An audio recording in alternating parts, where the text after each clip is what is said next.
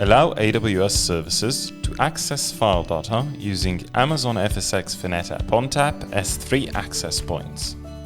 Amazon FSx for NetApp ONTAP S3 access points allow AWS Analytics, AI and machine learning, and other services to access NFS and SMB file data as if it was stored on an S3 bucket. Let's see an easy way of creating an S3 access point with NetApp Workload Factory. Go to Storage and choose FSx for ONTAP. Click on your file system and go to the Volumes tab. Choose a volume and open the Settings menu. Go to Advanced Options and choose Manage S3 Access Points. Click Create and Attach S3 Access Point.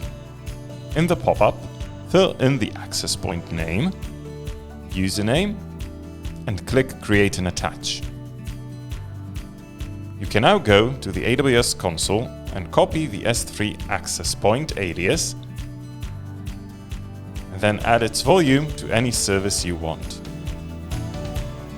Allow AWS services to access file data using Amazon FSx for NetApp ONTAP S3 access points.